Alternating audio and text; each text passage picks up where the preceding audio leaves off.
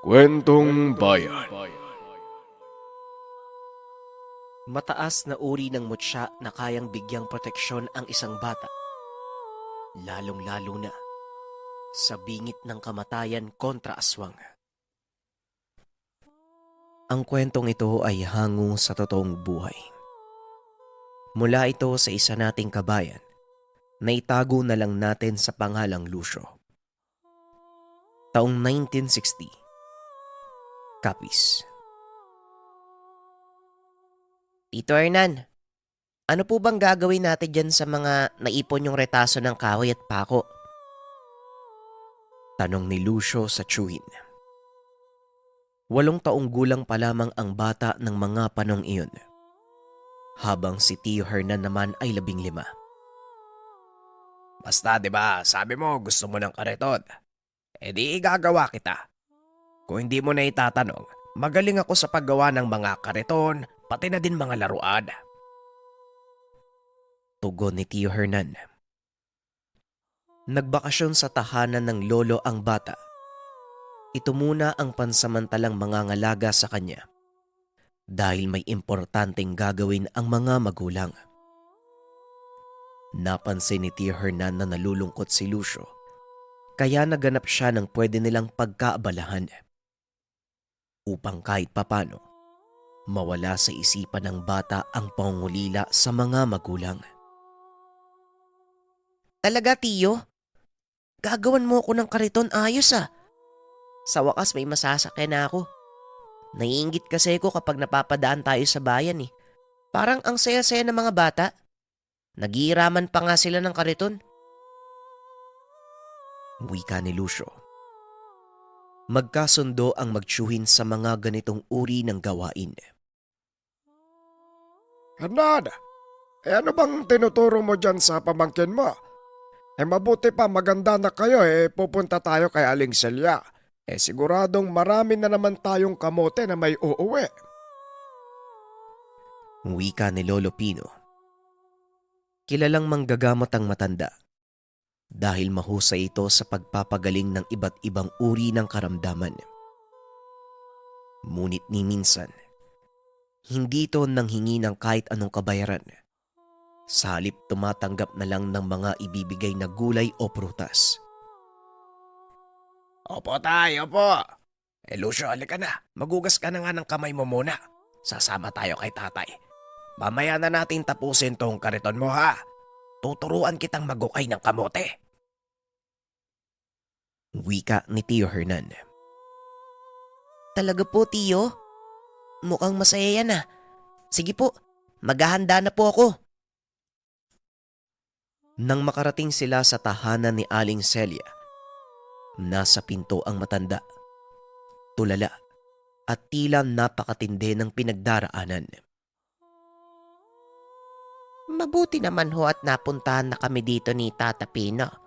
Si Kulas kasi, mula nang manggaling sa balon para kumuha ng maiinom nung isang araw, hindi na ho nakakapaglakad. Wala naman hong sugat. Hindi naman humaga ang paa pero hindi niya po maigalaw. Kada gabi naman po, biglang nagdideliryo. May mga maliliit na tao daw sa bintana nakatingin sa kanya. Pakiramdam ko po na matanda ang anak ko. Pagpapaliwanag ni Aling Celia.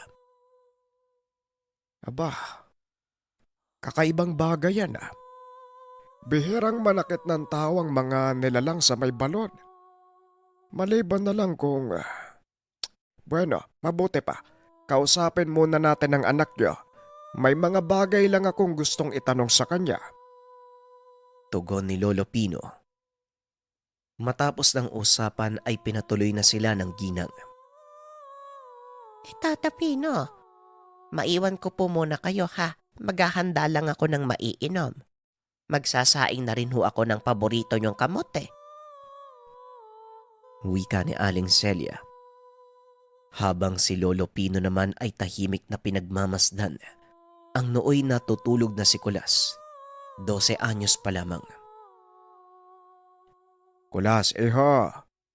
Gising na. Ang lolo Pino mo ito. Wika ng matanda.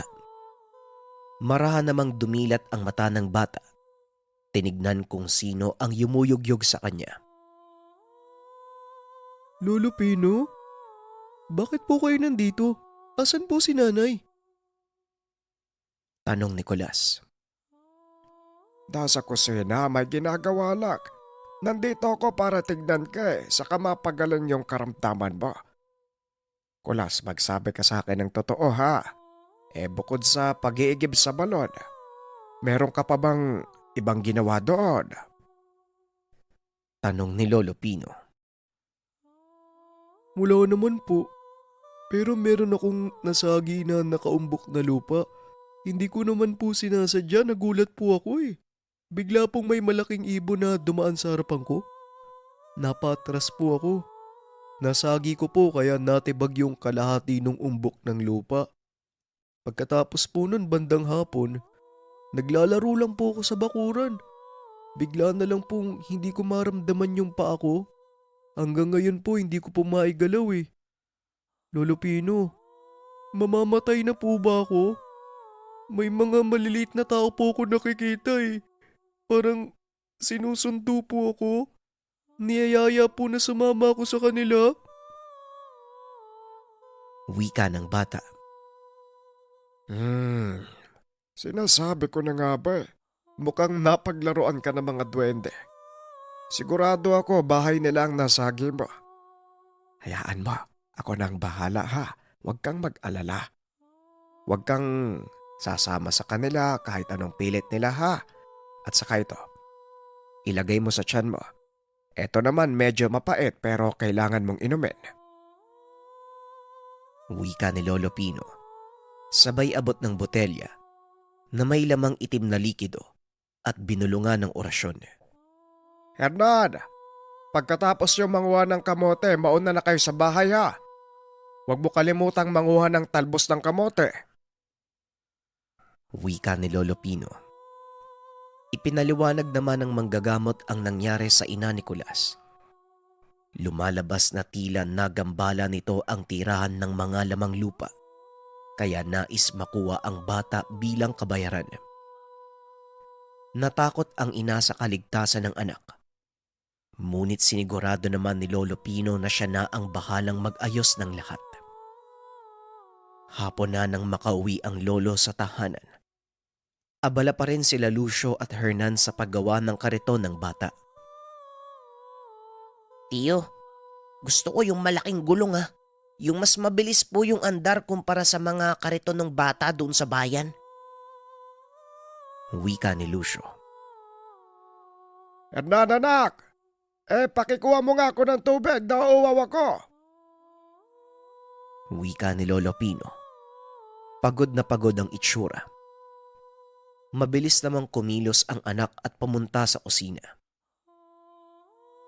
Lolo, ayos lang po ba kayo? Bakit parang namumutla po yung mukha nyo? Tanong ni Lucio. Hindi naman tumugon ng lolo at nakatitig lamang sa kanya. Tumakbo naman si Hernan dala ang baso ng tubig at kagad na pinainom sa ama. Hanggang sa mapansin ng magtsuwin na tila kinakapos sa paghinga si Lolo Pino. Ano tay, ayos ka lang ba? Mukhang matindi yung nakaharap mo ah. Tanong ni Hernan. Pinaliwanag ni Lolo Pino ang naganap at kung bakit siya tulala kanina pa. Bakit apo? Natatakot ka ba? Tanong ng lolo. Opo, kasi po parang kung ano po yung mangyayari sa inyo eh. Baka mapano po kayo. Hinawakan ng matanda ang ulo ng apo. Alam mo Lucio, yung kausap mo kanina ay katawang lupa ko. Pero naiwan pa ang diwa ko sa mundo ng mga engkanto. Hindi biro ang nakausap ko ha. Lumalabas na gabay ng bata ang mga lamang lupa. Ang totoong nagbigay sa kanya ng sakit, yung mga itim na engkanto na nakaharap ko sa gubat. Malakas ang kakayahan nila. Nagawang tangayin ang espiritu ko sa sarili nilang mundo eh. Ang nasaksihan mo kanina, Isa yon sa mga karunungan na natutunan ko sa mga ninuno pa natin.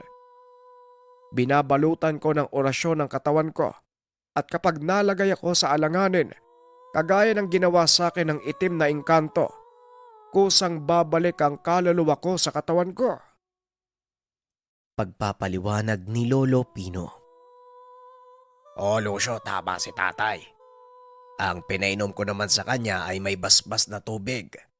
Ito lang yung paraan para mahila pabalik ang diwa ni tatay. Dagdag ni Tio Hernan.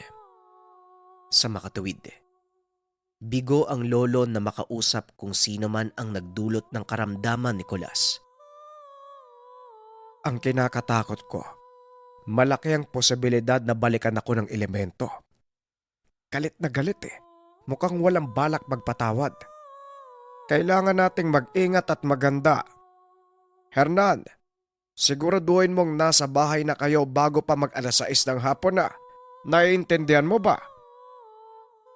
Wika ni Lolo Pino na tila sobrang nag-aalala ang itsura. Batay sa katangian ng nilalag, natitiyak kong isa itong uri ng dalakitnod. Itim na engkanto na may kakayahang manipulahin ng mga nilalang na kagaya ng mga aswang.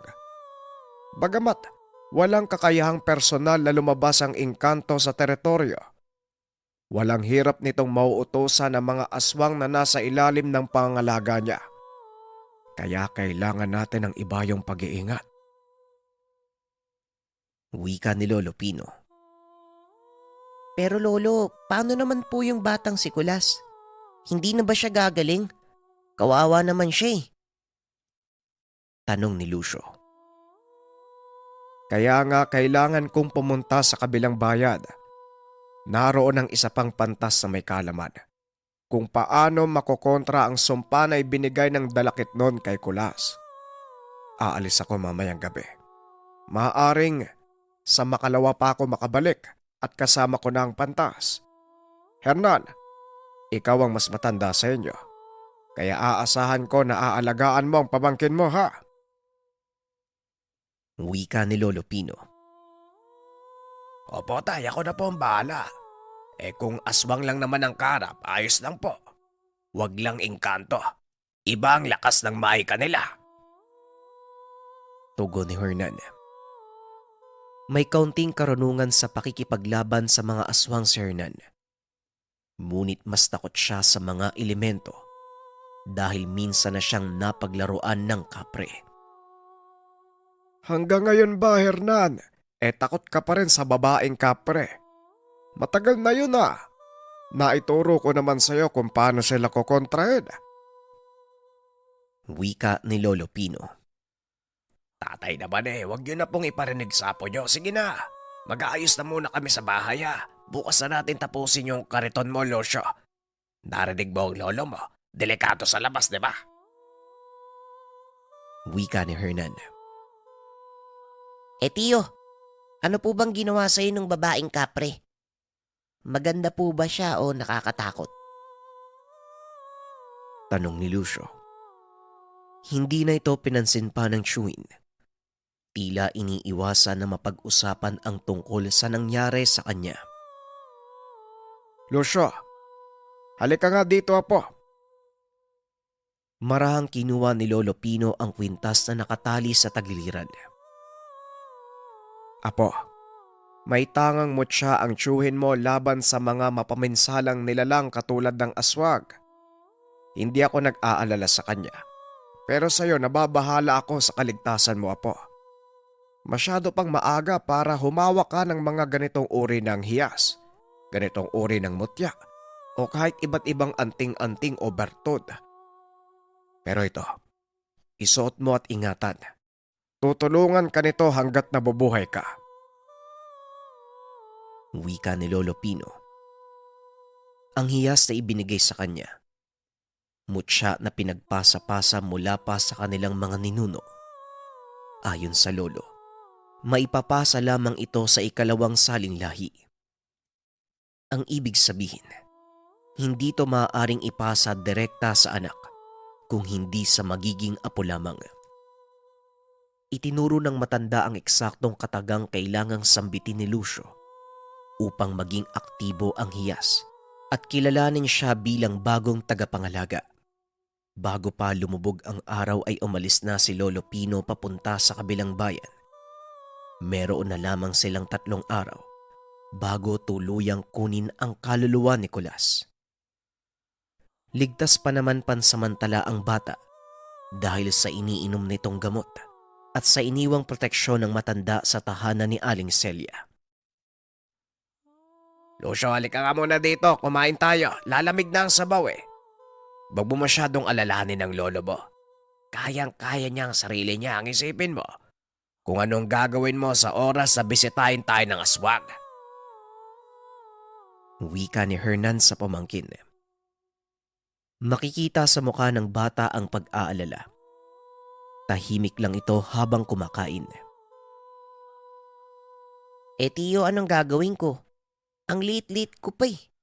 Paano ko po ipagtatanggol yung sarili ko?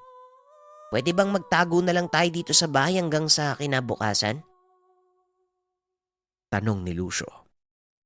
Ano ko ba naman? Wala sa angka natin ang salitang duwag. Huwag kang mag-alala. Ako ang haharap sa aswang kapag napadaan dito. Manood ka lang at matuto. Sa ngayon, ubusin mo muna yung pagkain mo. Sayang eh. Mamaya, siguraduhin mong nakasara mga pintuan pati ang bintana natin. Tugon ni Hernan. Mabilis na lumipas ang oras. Sumapit na ang 2:00 ng madaling araw. Nakatulala si Lucio sa orasan na tila inaantay na mag-umaga. Hoy Lucio, bakit gising ka pa? Binabantayan mo yung orasan. Mabuti pa matulog ka na. Ako nang bahala dito. Huwag mo masyadong isipin yung mga sinabi ko. Hindi naman ibig sabihin nun, susugurin kagad tayo. Sige na, matulog ka na. Wika ni Tio Lucio. Tiyo, hindi po ako makatulog ng maayos eh. Nagigising ako sa mga kalus ko sa labas. Kaya ito, inaantay ko na lang po mag-umaga. Mamaya na lang po ako matutulog kapag maliwanag na. Tugon ni Lucio. Pinilit pa din ito ng tiyuhin na pumasok sa kwarto at magpahinga. Paano kaya ako makakatulog nito? Pakiramdam ko, may mga nakatitig sa akin eh. Mabuti pa, subukan ko nga yung tinuro sa akin ni Lolo. Tignan ko nga kung gagana tong kwintas. Wika ni Lucio sa sarili. Naisipan itong paulit-ulit na sambitin ang orasyon para sa kwintas. Mga buhay na salita na tanging ang kanlamang nila ang may alam. Walang naging reaksyon ng kwintas. Naalala ng bata na gagana lamang ito kapag nasa bingit siya ng kapamakan o hindi kaya naman may masamang elemento na nasa paligid. Dahil walang reaksyon ng kwintas, napanatag naman ang loob ni Lucio at kalaunay nakatulog na rin. Kinaumagahan, dahil wala pa rin si Lolo Pino at wala namang maisipang gawin ng magsyuwin, nagsaing na lamang sila ng kamote. Nanguha din ng buko si Hernan at napagpa siyang gawing pagkain sa maghapon. Mas hiyang sila sa mga bungang kahoy at mga gulay kaysa kanin. Ito ang dahilan kung bakit kahit matanda na si Lolo Pino, napakatikas pa din ng katawan at malakas. Habang si Lucio naman, sa kabilang banda ay hindi sanay sa mga pagkain ganito. Naghahanap siya ng kanin at ulam. Mas gusto pa nito ang inihaw na burong isda at kanin kaysa sa masustansyang gulay at prutas. Alam mo Lucio, kapag ganyan palagi ang kinakain mo, madali kang kakainin ng aswang. Ay nako, alam mo bang ipinangsasahog lang dapat niyang isda sa gulay? Kung gusto mo maging malakas at tumaba ang buhay mo, dapat sanayin mo ang sarili mo sa mga gulay, prutas, wag puro kanin. Wika ni Hernan. Desidido itong kumbinsi ng pamangkin dahil nakita niyang mahina ang katawan ng bata at parang lampa. Bandang 3:00 ng hapon, abala si Tio Hernan sa pagpapakain ng mga alaga hanggang sa may isang matanda na lumapit kay Lucio at nagtanong. Iyo, pwede ko bang malaman yung bahay ng tanyag na manggagamot? Si Tandang Pino. Meron lang sana akong ipapagamot. Tanong ng lalaki. Magandang hapon po. Lolo ko po yung hinahanap nyo eh. Magaling po siyang manggamot kaso nga lang wala po siya dito umalis. Pumunta sa kabilang bayan. Kung gusto nyo po, bumalik na lang po kayo sa susunod na araw. Tugon ni Lucio. Ganun ba? Maraming salamat. Bibisita na lang ako dito. Mamayang gabi. Huling wika ng lalaki. Mabilis namang lumipas ang oras hanggang sa sumapit na ang dilim. Habang nagpapahinga si Tio Hernan, siya naman ay pasilip-silip sa mga siwang ng bintana. Hindi mapalagay at naroon pa rin ang pakiramdam na tila may nakatitig sa kanya. Maya-maya pa nagtahulan ang mga aso. Pagsilip ni Lucio ay meron siyang nakita na anino ng tao. Naglalakad sa daanan papunta sa tahanan. Kagad naman itong pumunta sa kwarto ng Shuin, ngunit hindi ito nagigising. Kahit anong katok sa kwarto, hindi tumutugon ang Shuin. Maya-maya pa nakarinig siya ng katok sa pintuan. Bigla siyang natahimik at nakiramdam. Muling may kumatok. Isang katok lang at wala ng kasunod. Hindi na nakatiis si Lucio. Sinong nandyan? May dala akong itak. Huwag kang papasok. Yung chewin ko may baril to. Umalis kayo kung ayaw niyong masaktan. Wika ni Lucio. Nagbago ang mukha niya nang marinig ang boses ng lolo. Apo, ako ito. Buksan mo nga yung pinto. Papasukin mo ko. Wika ng boses. Kagad naman siyang pumunta sa harapan ng pintuan. Walang pagdadalawang isip itong binuksan. Lolo, buti naman po nakauwi na. Hindi na naituloy ni Lucio ang sasabihin. Dahil pagbukas niya ng pinto, tumambad sa harapan niya ang nakakakilabot na nilalang. Mahaba at magulo ang buhok. Napakabaho. Nanlilisik ang purong itim na mata. Naglalaway ang bunganga. Napakatulis ng mga ngipin. Napako ang bata sa kinakatayuan. Patuloy na nagsasalita ang nilalang. Boses ng lolo niya ang lumalabas. Kumusta po? Mukhang hindi ka na nakagalaw ah. Wika ng nilalang. Bigla nitong sinakalang bata at binato sa balkonahe. Tumama sa poste ang katawan ni Lucio. Muli siyang sinunggaba ng aswang. Ngunit bago tuluyang sakmalin, bigla itong napatras na tila napapaso ng hawakan ng bata. Aktibo na ang mutya. Nakabalot ang bisa sa katawan ni Lucio. Tignan mo nga naman. Gumana ang binigay sa'yo. Ang tanong, hanggang kailan tatagal ang bisa niyan? Wika ng aswang. Nakamba ito at nag-isip ng paraan upang maalis ang kwinta sa katawan ng bata. Habang si Lucio, nanginginig sa takot at halos hindi makatayo sa sakit na nararamdaman ng tumama sa poste. Akmang susugod pa sana ang aswang. Ngunit sa pagkakataong ito ay punterya niya ang leeg ni Lucio sa isang iglap. Bigla na lang humandusay ang nilalang sa lupa. Bago tuluyang mawalan ng malay si Lucio, nakita niya si Tio Hernan. Akmang tatagpasin na ang leeg ng aswang. Doon na tuluyang nandilim ang paningin niya.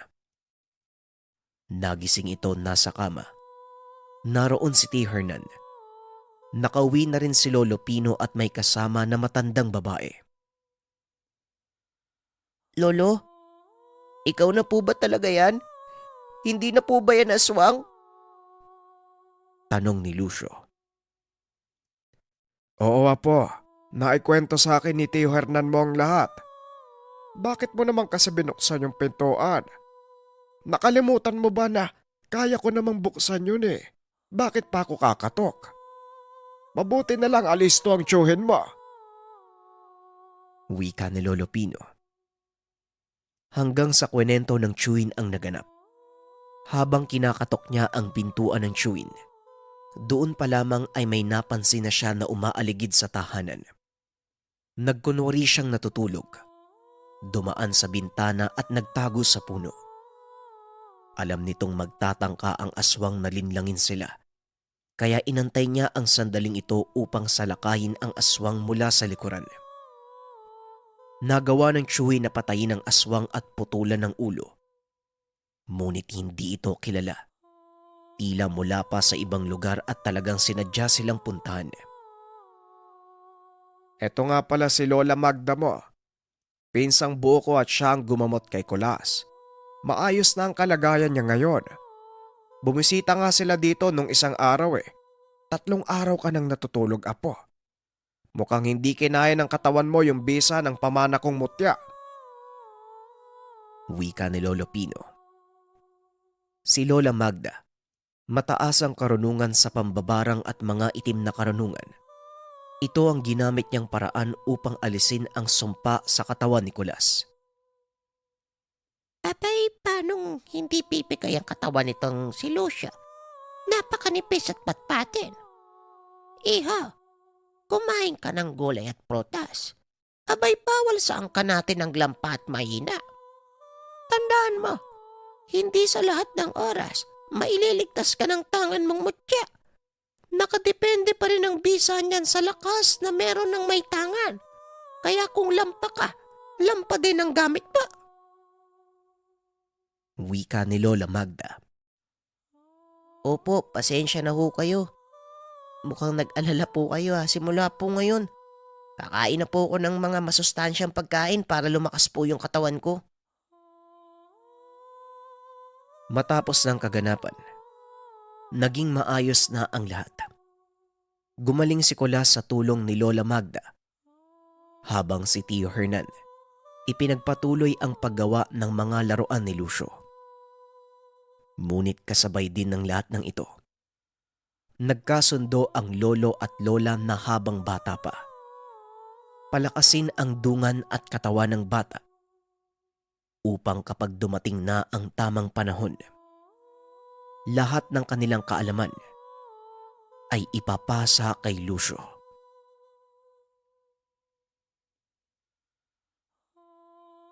Ang kwentong ito ay hango sa totoong buhay. Mula ito sa isa nating kabayan na itago na lang natin sa pangalang Elton. Taong 1987, Camarines Sur. Isang linggo na lamang ay pista na ng barangay nila Elton. Lahat ay abala na sa pag-aayos ng kani-kanilang tahanan. Isa sa nakagawian ng residente sa lugar. Bukod sa mga handang makakain ay inihahanda rin ang tahanan dahil madalas na umuwi ang mga kamag-anak na nakatira sa iba't ibang lugar. Kaya naman, itinuturing na isa sa pinakamasayang okasyon ang pista sa lugar. Kahit ang binatang si Elton, inaabangan din ang pagdiriwang. Kahit pa wala namang paghahandang nagaganap sa loob ng tahanan. Dahil si Mang Jerry na ama ni Elton, wala namang interes sa ganitong kasiyahan.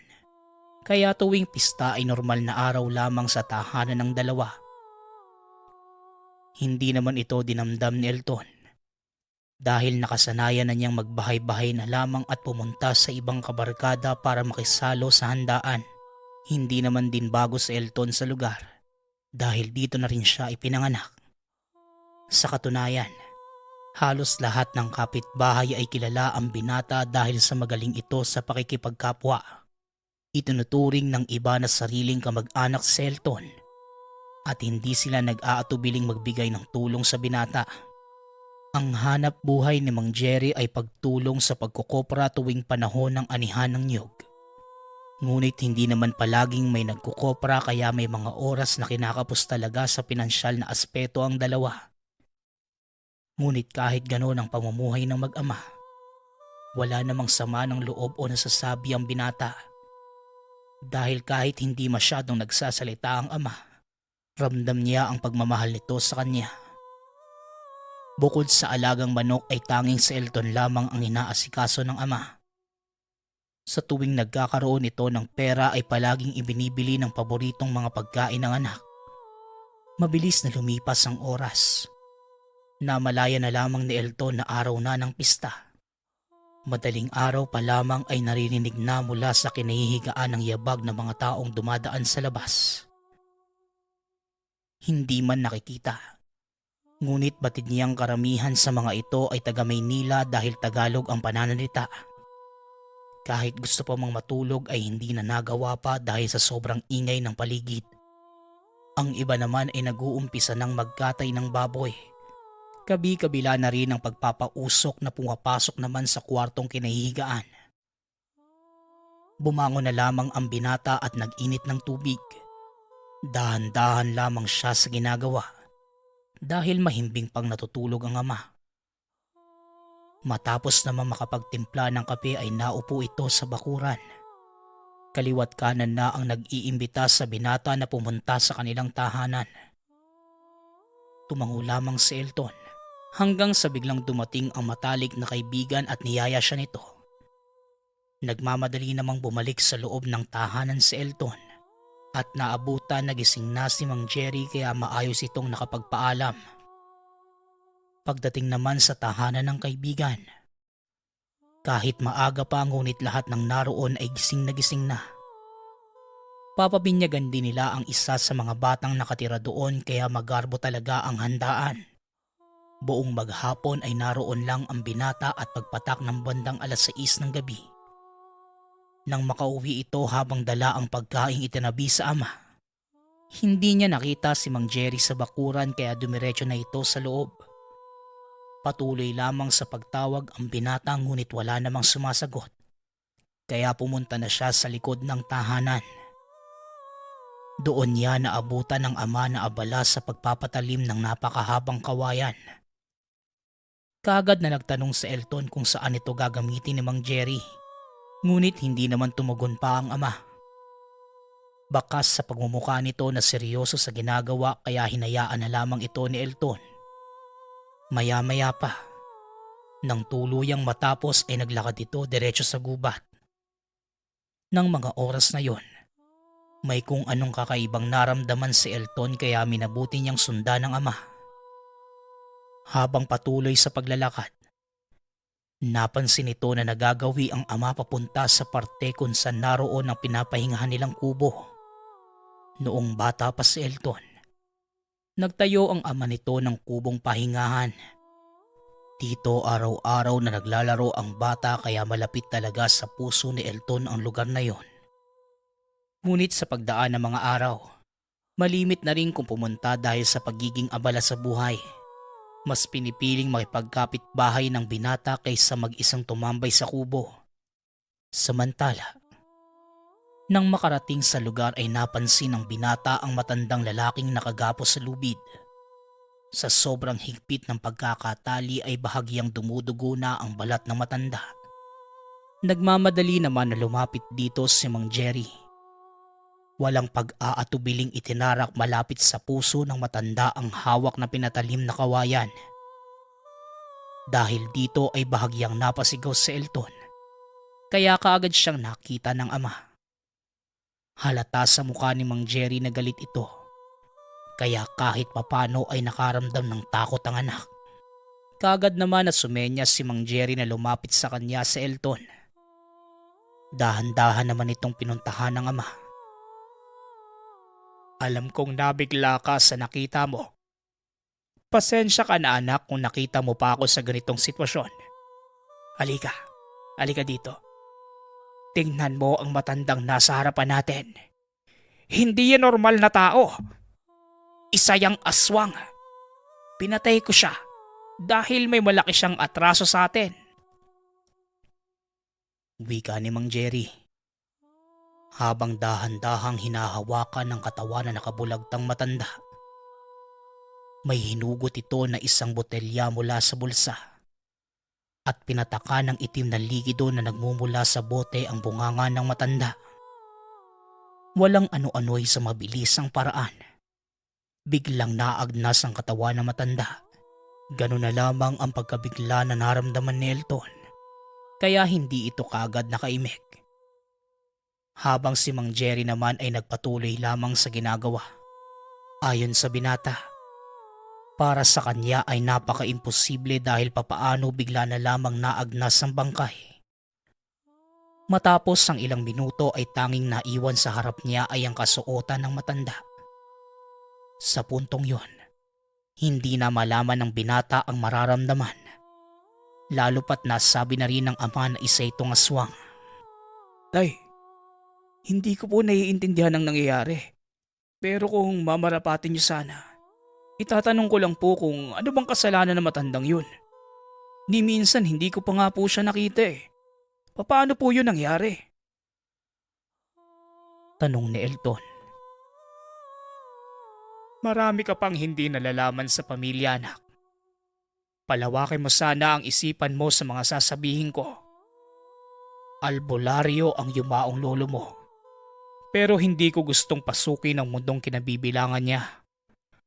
Kaya hindi ko tinanggap ang pamana ng pagiging manggagamot. Hindi naman nagalit o nadismaya si tatay. Ang sabi lang niya, naiintindihan niya ang kalooban ko. Pero tinago ko ang lahat ng kagamitan niya. Kaya nga lang, hindi ko na kaya ang pamimerwisyon ng mga nilalang nakagaya ng aswang na yon. Ninakaw pa nila ang gamit ni tatay. Hindi ko man maituro kung sino talaga ang gumawa.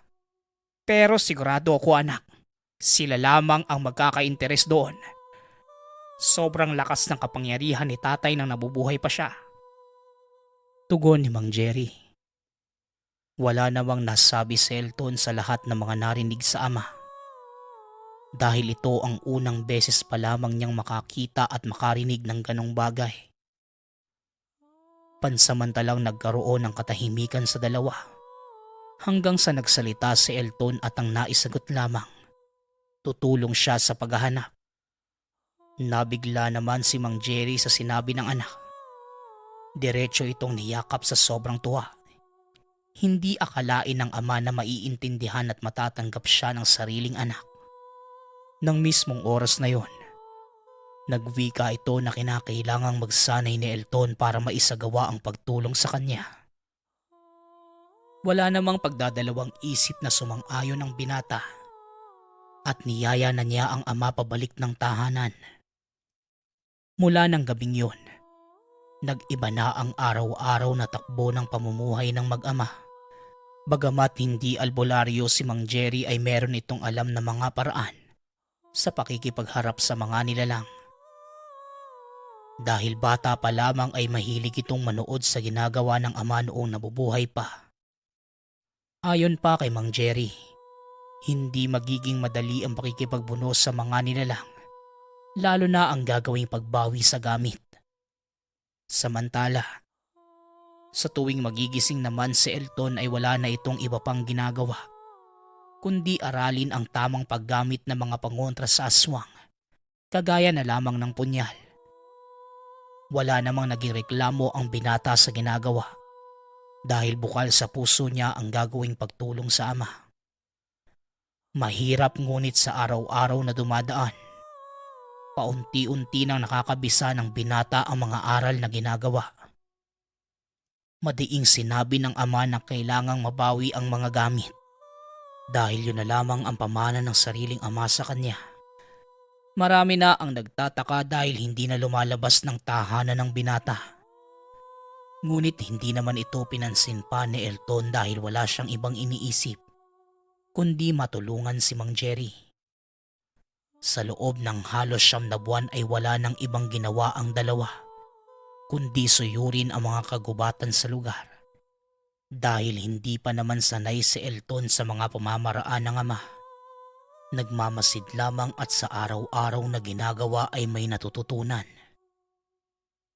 Isang araw, may isang matandang lalaki na bigla na lamang pumunta sa tahanan para mag-abiso. Ayon sa matanda, nalalaman niya ang lugar kung saan iniimbak ng mga nilalang ang mga gamit ng tao. Hindi man sinamahan ng mag-ama sa tinutukoy na lugar. Malinaw naman itong ibinigay ang direksyon kaya kahit papano, nakaramdam ng pag-asa ang dalawa na matunton ang lungga ng mga ito. Hindi naman nagsayang pa ng oras si Mang Jerry. Kaagad na itong kumuha ng mga gagamiting buntot pagi sa pagsugod.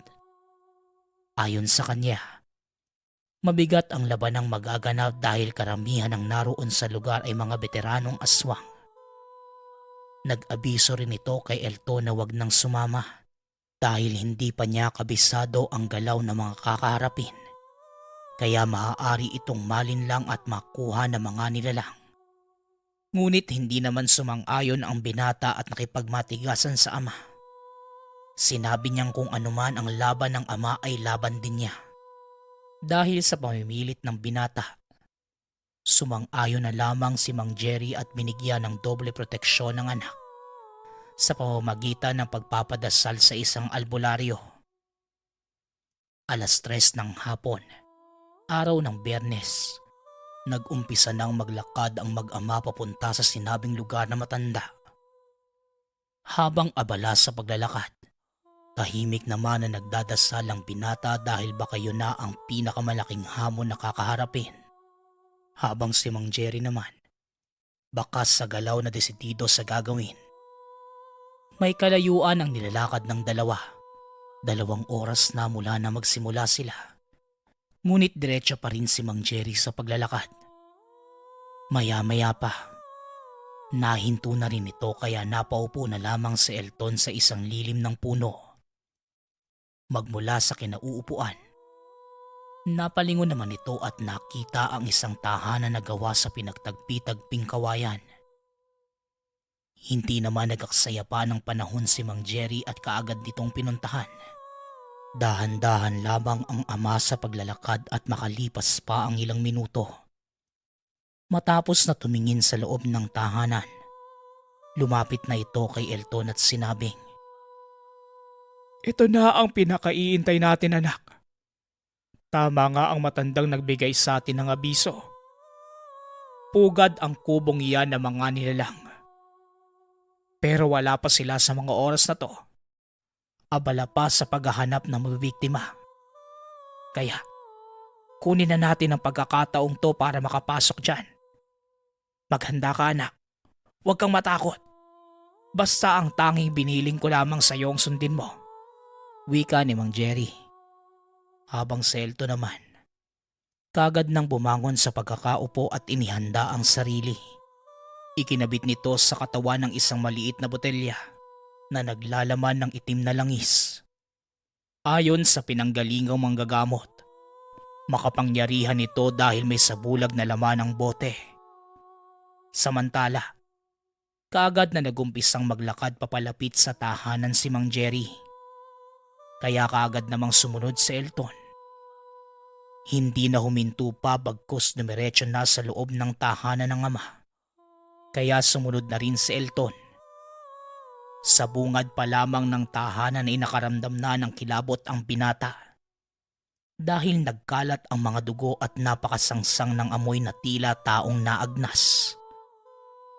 Diretso nang binuksan ni Mang Jerry ang pasukang pinto at dito bumungad sa dalawa ang iba't ibang klaseng katawan ng tao. Mukha itong mga laruan na manika lalo na ang mga katawan ng sanggol. Lahat ng mga ito ay nakatayo at tilat ang mga mata. Dahan-dahang nilapitan ni Mang Jerry ang mga nakahilerang katawan at isa-isang tinignan. Hanggang sa hinawakan ng ama at sinubukang ilubog ang mga daliri sa bandang tiyan ng isa sa mga ito.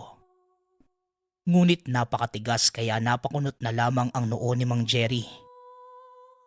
Habang si Elton naman, nakakaramdam ng sobrang takot kaya halos hindi na makagalaw sa kinatatayuan. Maya-maya pa, binuksan na ni Mang Jerry ang pinto papunta sa isang kwarto. Dito malinaw na nasilayan ng dalawa ang nakatambak na mga gamit ng albularyo. Samut-saring libreta, uri ng patalim, mga langis, at iba't ibang gamit ng manggagamot na nakatambak lamang sa silid. Dahil sa nakita ay kaagad nang naghalongkat si Mang Jerry. Tulungan mo na nga ako, Elton. Buksan mo ang lahat ng libreta. Kapag may nakita kang marka ng sungay ng kalabaw sa unang bahagi, kunin mo. Yan ang tanda ng gamit ni tatay. Wika ni Mang Jerry. Kaagad namang kumilos si Elton at isa-isang binuklat ang mga libreta. Hindi naman nagtagal at nakuha na rin ang pinapahanap ng ama. Kaya dumiretso na itong inilagay sa bulsa. Maliban doon, tanging si Mang Jerry na ang naghanap ng iba pang mga gamit. Hanggang sa makarinig si Elton ng mga yabag papalapit sa kanya. Paglingon ay nasilayan ng nilalang. Bahagyang mas matangkad ito sa normal na tao. Purong itim ang katawan at may mapulang mga mata. Ang nakaagaw atensyon dito ay ang paglalakad na tila unggoy. Nang makita ito ni Mang Jerry ay wala namang pag-aatubiling tinarak nito ang dalang punyal. Dahilan ng pagkawala ng malay ng nilalang. Nang masiguradong hindi na ito humihinga, lumapit si Mang Jerry kay Elton.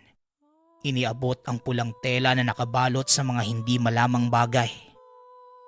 Kasabay nito, nag-abiso na ang ama na tumakbo na si Elton ngunit tumanggi ang binata. Inulit na lamang ni Mang Jerry ang pili na sundin ang lahat ng iuutos, sabay tulak papalabas kay Elton. Sa pagsubsob sa pasukan ng tahanan, ganun na lamang ang panlalaki ng mga mata ng masilayan ng isa pang nilalang. Kaparehas ang itsura sa napas lang ng ama. Kaagad nang bumangon ang binata at dumiretso na lamang sa paglayo sa lugar dahil halos sunod-sunod na ang paglabas ng mga nilalang. Nang bahagyang nakalayo sa tahanan, pumwesto lamang ito sa lilim ng puno. Magmula doon ay naririnig niya ang mga ungol ng nilalang. Labis ang pag-aalalang nararamdaman dahil mag-isa lamang ang ama. Walong ano-ano eh. Biglang may umagaw sa hawak nitong pulang tela. Gamit ang buong lakas ay hinugot ito pabalik. Dumiretso na sa pagtakbo si Elton hanggang makalabas ng bundok. Nang mga oras na yon, nagdadalawang isip pa ang binata kung babalik pa sa lugar. Ngunit mas minabuti nang iuwi muna ang biniling mga gamit ng ama. Nang makauwi sa tahanan, kahit pa alanganing oras na ay bumalik pa rin ito sa lugar. Tila pinagsakluban ng langit at lupa ang nararamdaman ni Elton. Nang makita ang ama na nakatuhog sa kawayan, doon sa pasukang pinto ng tahanan ng mga nilalang. Hindi na rin nakalapit pa ang binata dahil sa marami na ang nagbabantay malapit dito. Yun na ang huling kita ni Elton kay Mang Jerry. Magmula ng araw na yon, kahit mabalik-balik sa lugar, hindi na mababawi pa ang ama dahil wala na itong buhay at hindi pa rin ganun kalakas ang loob sa pagharap sa mga nilalang.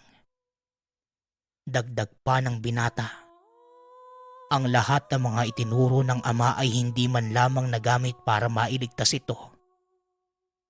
Sa paglipas ng panahon, paulit-ulit pa rin nakikita ni Elton sa isipan ang itsura ng ama na napaslang ng mga nilalang.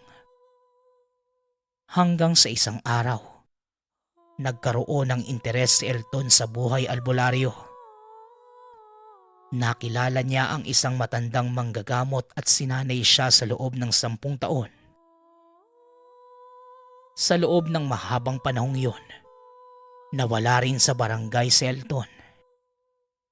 Kaya na makabalik ay gano'n na lamang ang pagkabigla ng mga tao nang makita na ibang-iba na ang katauhan nito.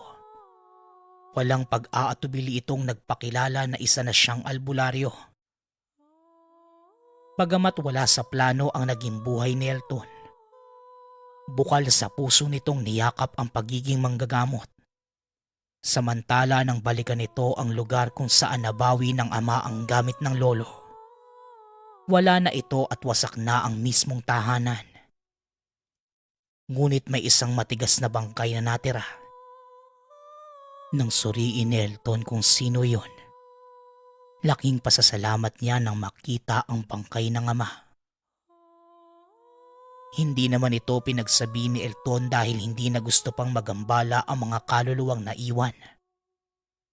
Magpasa hanggang ngayon, matigas at hindi pa rin naaagnas ang bangkay ng ama. Nilibing na lamang niya ito sa lupa at para hindi mahalata, tinaniman na lamang niya ng samut-saring puno ang palibot. At hinding-hindi malilimutan ni Elton ang pagpawi ng gamit ng lolong albularyo.